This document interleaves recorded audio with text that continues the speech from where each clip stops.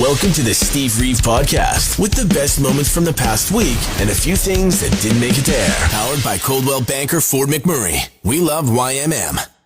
Monday. What is the best summer treat of them all? Frozen delicious treat. I want to know.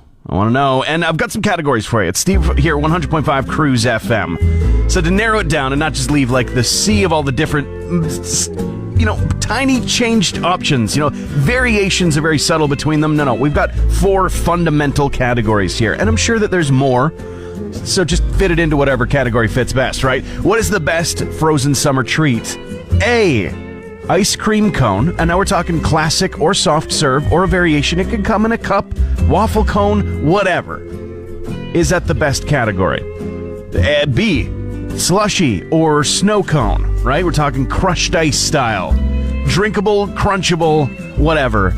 Super sweet, sugary, delicious. And we got C, freezies and or freeze pops. They're similar, but not quite the same, but they do, share enough qualities that we're going to lump them together. And D, the classic popsicle or ice cream bar. And I've got to throw the kind of outlier of ice cream sandwiches in with that group as well. And I gotta say, including the ice cream sandwiches makes it a really good contender for being the best option possible. Once again, real quick. A, ice cream cones. B, slushies and snow cones. C, freezies or freeze pops. And D, popsicles or ice cream bars. What is the very best frozen summer treat? We're going to decide this morning, and you're going to be a part of that. Canada. Of course, we're known for how cold it gets here, but it gets hot in the summer, right? We got a huge range of temperatures, and there's a lot that you might not know about our nation, especially for those who aren't from our nation, which is why we've now got Dwight Schrute to help us out with this. Apparently, this has been known for a while. I'm just learning about it now. There's a deleted scene from The Office where Pam asks about where Vancouver is. Hey, I think that's British Columbia. And of course, Dwight, the fountain of knowledge that he is on the show, has this to share. There's Newfoundland and Labrador, Saskatchewan, Ontario, Quebec, Alberta, Manitoba, New Brunswick, and Nova Scotia. Prince Edward Island's very small, but British Columbia tops them all. And that's where Vancouver is. But before I finish up my story, you should know the territories. There are only 3, so I'll be quick. Yukon, Northwest, and none of it.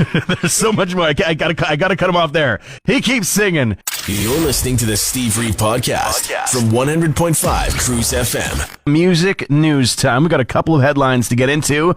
If you don't know, this Sunday is the 2022 MTV Video Music Awards. And while they do have a lot of artists on the nomination list that we don't play, we do play some Red Hot Chili Peppers, and they are actually set to receive the Global Icon Award this year. They're also going to be performing in the award ceremony that takes place in New Jersey. So keep your eyes out for that if you are curious. And the Prudential Center will host a whole bunch of other artists and stuff. Tons of performances. It should be entertaining as usual. Robert Plant, meanwhile, dashing any hopes, any dreams of a Led Zeppelin reunion. Oh, no. Not that we were truly, really expecting it, but he does say that it doesn't satisfy his need to be stimulated. I feel like that's lyrics to a Led Zeppelin song right there. Lemon song, anybody? But he says it doesn't. He doesn't want to go back to the font to get some kind of massive applause. Apparently, he just wants to do what he's been doing. They split up in 1980. It's been more than 40 years since they officially broke up, following the death of John Bonham, of course. And they have done some reunions. The most recent one was 2007, but really not a true reunion. I mean, they've gotten together on stage to perform along with other artists, but that is as close as we've gotten, and likely now as close as we may ever get. Tuesday. You ever hit a hole-in-one? Nah, I haven't either. Steve Reeve here with you, 100.5 Cruise FM. It's something that not every golfer ever even achieves in their lifetime, right? Okay, mini golf, have done it, all right? I have hit the hole-in-one on the mini golf, all right? Not completely off of the board, but never in the true game of golf at a full golf course. Something to shoot for, something to aim for, unless you're a girl named Adele, who's like 14 years old, from Canmore. Specifically, she was playing at the Canmore Golf and Curling Club in her 3rd championship, a local club championship. And on the 12th hole, she was the last of her group, teed off, and thought, hey, that's a good shot. That was it. Done with it at that point. Well, that good shot went right into the cup, and everyone starts freaking out, and the word sped very fast across the golf course, across every single one of the holes. She gets up to hole 15, not too long, afterwards and strikes another one. Sinks it, first shot, even straighter line than the first one. She's going, that's going to go in. That's going to go in. And it did. Her mom has been golfing since she was a kid, younger than Adele, who is, again, 14. Says that she's never hit a hole-in-one in her lifetime of playing the game. Got a little teary-eyed thinking about it. 2 holes-in-one, not even in a career, but in a championship. Her 3rd ever. Yes, you may break your clubs on the lawn right now if you feel like it, if you need to. I would understand. Collectors out there, especially collectors of music oddities, there are going to be action figures of the members of Beastie Boys, but not as themselves. No, as the characters that they played in the music video to Sabotage from 1994. Of course, Spike Jonze directed that one. It was absolutely infamous, and I still remember the names. Not the names of the actors in it, but still the characters, right? There was Cochise, there was the Rookie, and the Chief. And these 3 are being made into action figures.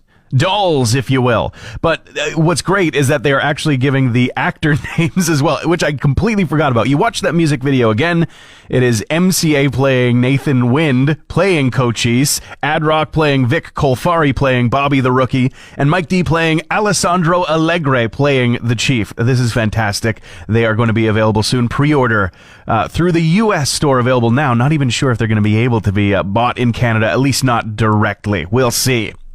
Tommy Lee has answered the question about his drumstick pick. He says that he was on a bender. He says he got bleeping sideways as Bleep, got naked, and posted pictures of his, again, let's say, drumstick. Well, not exactly an explanation, but that does explain it. Absolutely. You might have seen people posting it a lot because it's a really, really quick listen. It's a very short, like 30-second sound clip of what the center of a black hole might sound like. The center of a galaxy, not the center of our galaxy, actually, but of a close-by one, the Perseus galaxy cluster, more than 200 million light years away. And, this is audio that is coming from, like, literally, they've captured the audio. They say no sound waves can travel in space, but that's not really true. It's just not to the human ear, right? So instruments and data have been gathered, and then the sound itself has been boosted by, I think, nearly 200 quadrillion times. With science, NASA has allowed us to listen in, and I've got a recording. In fact, I have listened even closer, I think, than NASA. I've put my own enhancements onto this audio to try and truly unlock the signal that we are hearing from the center of this galaxy.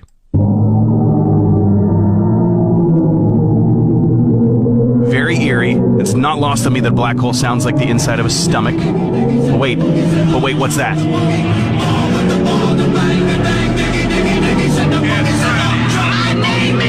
Oh no, the horrors! The cosmic, eldritch horrors of the universe!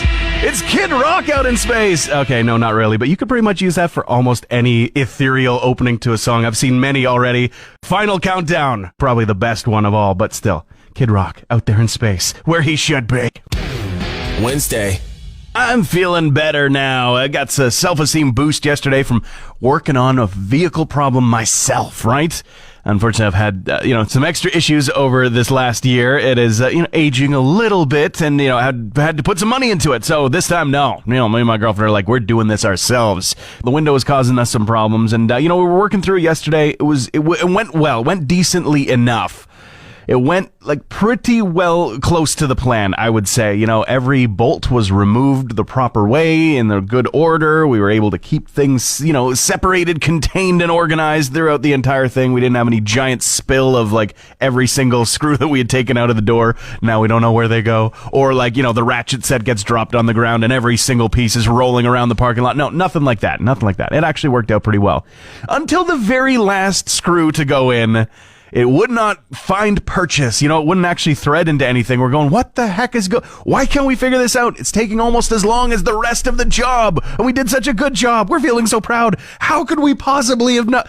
Oh, wait, here, is this little bracket thing, is this supposed to go behind the screw on the inside of the door, behind everything, for it to actually grip onto and make a connection and tighten in? Oh, right, yeah, that actually was a pretty key part of it. So every step, except for the very last step, went to plan, and now we got to reverse half of the steps to get it fixed again later on today. Whew. But the window works. I mean, that's the most important part, right? All hail the hot dog straw. If you haven't seen it, a Yankees fan was videotaped in the stands using a straw let that sink in for a minute, using a straw to chop out tubular chunks out of the length of a hot dog from either end, and also taking a moment to enjoy eating what the straw managed to rip out, then using the straw, the hot dog straw, to drink his brew. Got a beverage of some kind, looks beer-like. And I gotta say, first reaction, instant reaction, ugh. Second reaction, and I think that goes for pretty much everybody, right? This might be a thing. Hot dog straw, give it a year. You'll be able to buy ready-made hot dog straws at arenas and stadiums and definitely carnival grounds all over the place. But we can rebuild it. We have the technology, okay? We can make it better. What we need is hot dog straws that are made by cooking the dog around a heated element on the inside so it crisps the straw hole into place while another element heats out the outside. And that can be, set up to be semi-portable, right? You can make money off of that. There's money to be made, and I've even got a name for you. Call it Straw Dogging It. Oh, okay. Maybe not. Hey Alexa, play the Steve Reeve podcast. Today marks 1 year since the death of Charlie Watts. Of course, prominent member of the Rolling Stones, and Mick Jagger has made tribute on the 1 year anniversary, and has said that he misses him, of course, as a player, but as a friend as well. And they've been having an interesting year since, trying to figure out what it's like to be on the road, who's playing with them, and is that going to translate into more music, not just on stage in person, but also recorded album music. And the answer to both is yeah, they're going to continue on and figure out a way. Meanwhile, Janet Jackson and her 1989 single Rhythm Nation are just demolishing old laptops, apparently, in a weird way. So apparently, a lot of old laptops had a 5,400 RPM hard drive from a certain manufacturer. And this song has natural resonant frequencies that are causing it to be unable to be read, and the computers are just crashing. That is the power of the Rhythm Nation. Thankfully, there's not too many of those old laptops just, hanging out and being in use. But Danny Elfman is wrapping up our stories because there's a big announcement. 2 greatest hits shows of his music are going to be coming out for Halloween. He's going to be playing stuff from Batman, from Big Mess, from everything. And one is going to be taking place both actually taking place at the Hollywood Bowl. Tickets are on sale if you feel like heading to LA. No word on a live stream, but that would be pretty interesting to watch. And, tickets are going to be on sale for a little bit now until they actually wrap this whole sucker up. Got a couple of months to figure it out. It has been 5 years today since we, 100.5 Cruise FM, as long as our sister station as well, moved from the street front studios on Franklin Ave to Stony Creek Village, where we are now, with the bird's eye view of the parking lot, and it has at times been chaotic down there. Change is always a challenge. The town we live in, it seems to be changing all the time. And I know that goes for pretty much anywhere you live, because that's just the reality of life. Some will cling on to that fact being purely a negative. Why is things changing so much? Why can't they leave things the same? Hardly feels like the town that we used to know. Things do change. That's okay. But sometimes I think legitimately we do have regrets about the way things played out in the past, right? And that can plague us. And I only have one regret about leaving that previous location. And that is the fact that they never let us grab the hard hats, goggles, gloves, and boots to go to town on the walls with the sledgehammers. Come on, that would have been the most amazing thing. But on the bucket list, it remains. Happy 5 years to the new location. Thursday. It's hot. It's hot. The heat warning's still in effect today. Likely till tomorrow, into Saturday, in fact. Like almost 30-degree temperatures. And I thought I had a handle on it yesterday. I really did. Thinking that, I did okay. It's been okay. We've managed to keep the temperature pretty comfortable at home. And, going outside, it's been nice. Been able to actually enjoy it. But evening time comes, and I don't know what it is about our building, but it's just that's when all of the trapped heat is like, hey, remember me? And it's just sweaty beyond sweaty. So I've got a question for you. For all the couples out there surviving the heat this week and throughout the summer, how often have you heard this lately? And I want to know if it's verbatim too. I love you so much, don't touch me. Because that's been a staple piece of communication in my household this week. I will tell you right now. Love you so much, get away from me, it's too hot. It's too hot. I'm going to try and will something into the universe here. I just made some connections, all right? And those connections are 25 years ago today, GoldenEye, the game, came out. Now, it was 1995 for the movie, starting the Pierce Brosnan era of the Bond flicks. But no, the game came out a couple years later on Nintendo 64. Do you remember how crazy it was to play with 4 people at the same time? Unheard of. Now you can play with hundreds. But back then, way back when, a proper remaster of that game that is now 25 years old today has been talked about for most of those 25 years. And in fact, it does exist. Now, I'm not talking about this weird version where they shoehorned the Daniel Craig Bond into GoldenEye and then changed the story. I'm talking about the true 1997 masterpiece. And it was even leaked. We know. We have proof that a remaster exists in some capacity. But not officially released, right? Not official. Well, I've got to tell you, there's never been a better day than today to do it. And there's even a gaming convention going on in Germany right now for all of Europe called Gamescom. And I'm like, come on, just make it happen. Make my day. It would be amazing. So let's all go back to 1997 in your friend's parents' basement, playing GoldenEye 64 and drinking Mountain Dew. I can't wait. Thanks for listening to the Steve Reeve Podcast from 100.5 Cruise FM. Ozzy Osbourne's at the fore and talking about something that was going down in the 70s. Now, explaining a little bit of the creation of their fourth album, Black Sabbath's fourth album, Volume 4. He told Classic Rock from Louder Sound that they lived together in a house in Los Angeles, rehearsed there, did loads of drugs, and made an album. Simple. Those were good times. But he also further revealed that he ended up giving up taking acid in the 70s after he was chatting to a horse for about an hour. And the horse turned around and told him to bleep off in true Ozzy Osbourne fashion. Probably a good choice at that point. Probably a good choice. Now, Phil Spector, infamous music producer and convicted murderer, is the subject of a 4-part documentary series on Sky that has just been announced, all about the conviction as well as the murder of actress Lana Clarkson and everything that went along with it. It's titled Spector, and it will be starting to come out in the very near future. Of course, piecemealed out in 4 parts. Going to be a hard watch at times.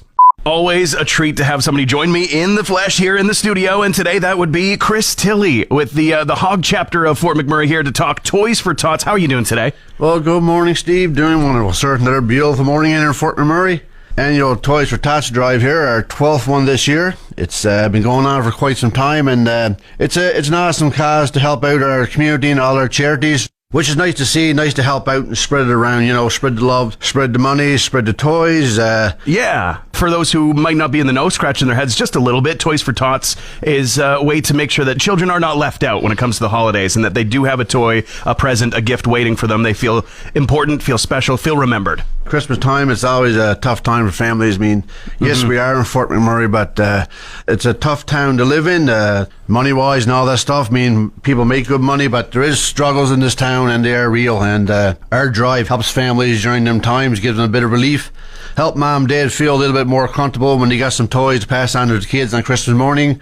Our town is giving, and it's a beautiful event. It's a meaningful, it's a touching event. It's such an important and special time of year. How can people get involved? What's kind of the plan for this year as we get, I know it's hot right now, but we're thinking about later on in the year a little early, right? Our event will take place on September the 3rd this year. It's our usual location, Voigt Harley Davidson, up here in Gregoire. It's nice to be at the dealership and everything else. They really come on board and help out a lot and stuff. We start registration in the morning at Voigt Harley Davidson from 9 a.m. to 11 a.m.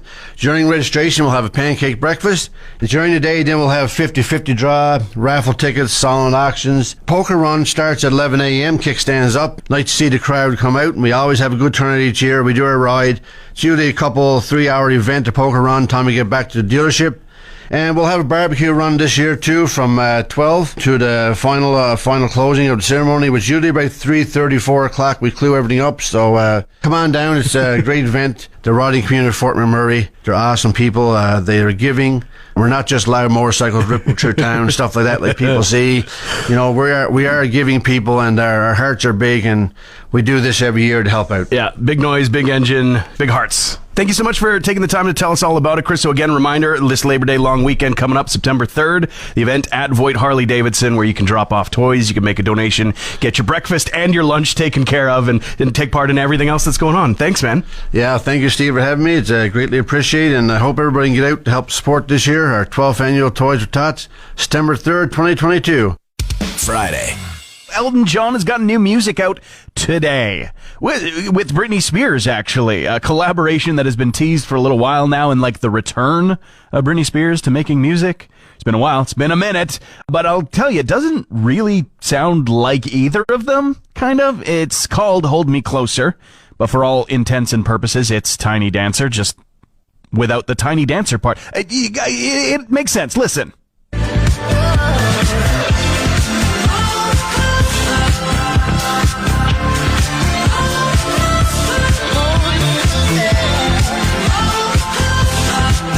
You could argue more of like a disco interpretation of Tiny Dancer, right? Like an extrapolation. It's not quite the same thing, but still. Britney Spears is back. Elton's now wrapping up, at least as far as live touring goes. And a whole new generation will be shaking various body parts to this song this weekend. And something about all that knowledge just sits right with me, you know? It just does. Feels good. I am going to sing the Tiny Dancer part, though. You can't just remove that. That's weird. At the MTV Video Music Awards this very weekend, Sunday, from Newark, New Jersey is where it's going down. And amongst all of the award presentations, the Red Hot Chili Peppers are going to be receiving the Global Icon Award, something that we were aware of a little while ago. It was announced. But who's going to be presenting that award? Well, apparently it was originally set to be none other than Johnny Depp, and I don't think he was available. So it kind of went to the band, who do you want to present the award to you? And it looks like Tommy Chong as well as Cheech Marin are going to be the ones to do so. Tommy hailing from Edmonton originally.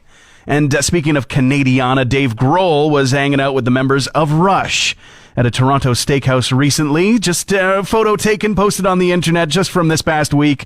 Just at, where was it? Barbarian Steakhouse. Have never been, but if you've been in the Toronto area, I'm pretty sure it's one of the most famous ones around, one of those legacy spots. So, who knows? What does this have to do with anything in particular? Well, mainly the tribute show that's going to be coming up for Taylor Hawkins. The one in L.A. and one in London. At the L.A. one, Rush, the members of, rather, are going to be performing as part of the tribute.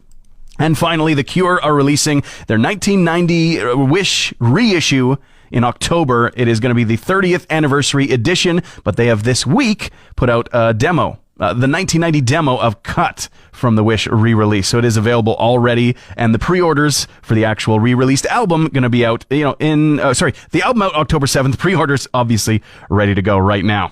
You're listening to the Steve Reeve Podcast from 100.5 Cruise FM. Well, it's going to be a very busy weekend for my guest in studio to chat right here, Dan Edwards with the Wood Buffalo Food Bank Association, executive director there. We're excited about Empty Bowls Festival's back this weekend. That is correct. Sunday, 11 to 3. It's going to be amazing. Yeah, I mean, I know all about it because I've been, making some bowls over at Color Me Mine, and even one of the special, auction bowls that's going on here. Yes, you were chosen for a celebrity bowl. So you keep using that word. I'm like, no, not a celebrity bowl, but whatever. I'll take it. I will take it. And I think that it turned out well. We'll see. But for those who are like, what are you talking about? What is Empty Bowls Festival? How does it help out with the food bank? And, how can people get involved? So Empty Bowls Festival is just a fun day for the family. It raises a bit of money for us that we put towards our programs, but it's really about just having a final fun event for the summer to get the family out and enjoy some food, enjoy some music, and get some local art and pottery.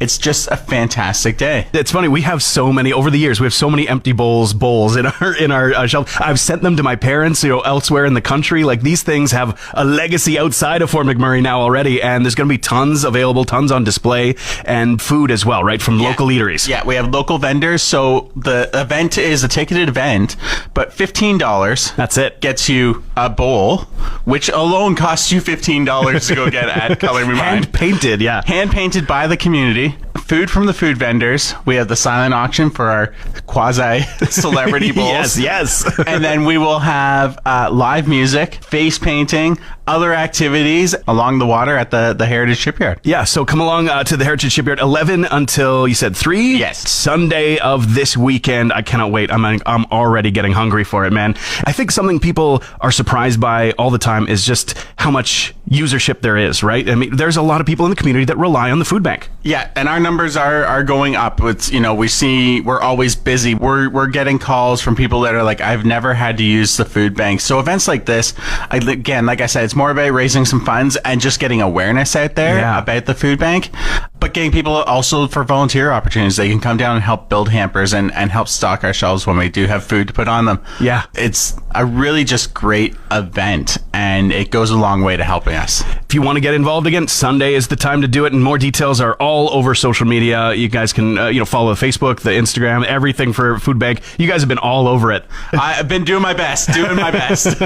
Awesome. Well, thanks for coming in to tell me all about it, man, and I'll see you Sunday. This sounds good. Transmission over. Want more Steve? New podcast episodes happen every Friday, or just tune into the Steve Reeve Show. Weekday mornings starting at 5:30 a.m. on 100.5 Cruise FM.